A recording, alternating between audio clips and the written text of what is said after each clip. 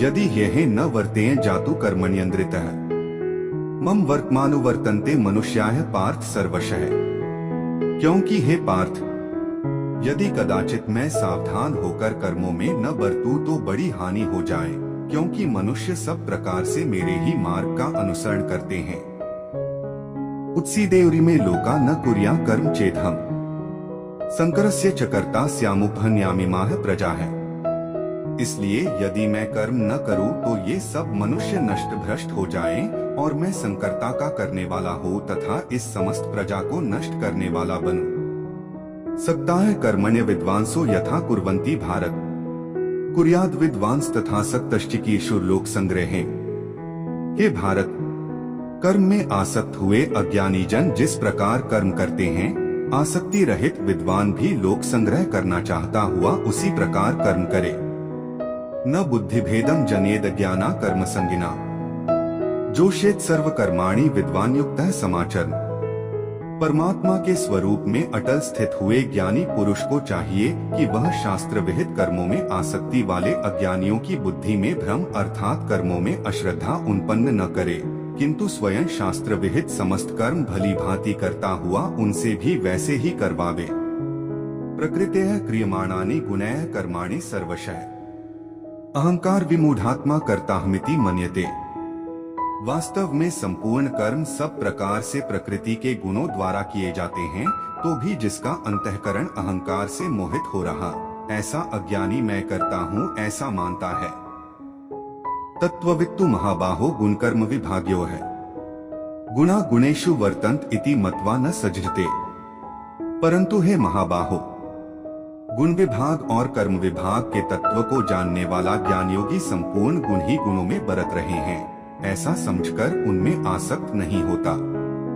प्रकृतेर गुण सम्मूढ़ाः सज्जन्ते गुण कर्मसु तानकृत्स न विदो मंदान कृस न विन विचालेत। प्रकृति के गुणों से अत्यंत मोहित हुए मनुष्य गुणों में और कर्मों में आसक्त रहते हैं। उन पूर्णतया न समझने वाले मंदबुद्धि अज्ञानियों को पूर्णतया जानने वाला ज्ञानी विचलित न करे। मयि सर्वाणि कर्माणि सन्न्यस्याध्यात्म चेतसा निराशीर निर्ममो भूत्वा युध्यस विगतज्वरः।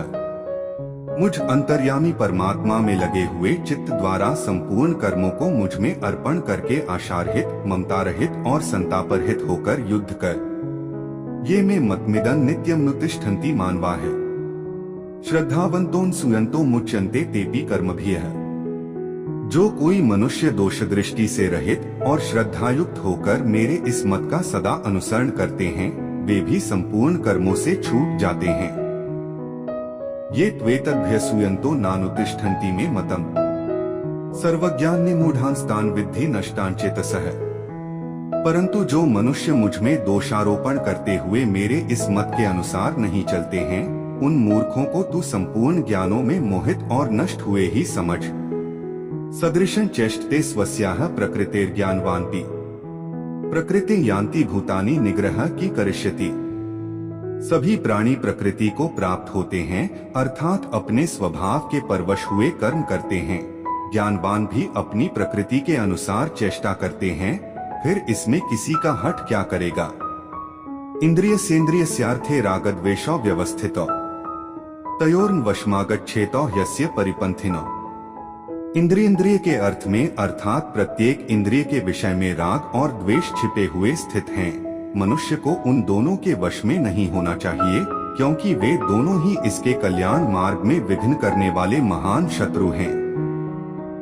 श्रेयान् स्वधर्मो विगुण परधर्मात् स्वनुष्ठितात् स्वधर्मे निधन श्रेयः परधर्मो भयावहः। अच्छी प्रकार आचरण में लाए हुए दूसरे के धर्म से गुण रहित भी अपना धर्म अति उत्तम है। अपने धर्म में तो मरना भी कल्याणकारक है और दूसरे का धर्म भय को देने वाला है।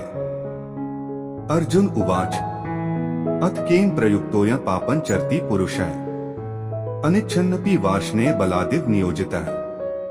अर्जुन बोले, हे कृष्ण, तो फिर यह मनुष्य स्वयं न चाहता हुआ भी बलात् लगाए हुए की भांति किससे प्रेरित होकर पाप का आचरण करता है।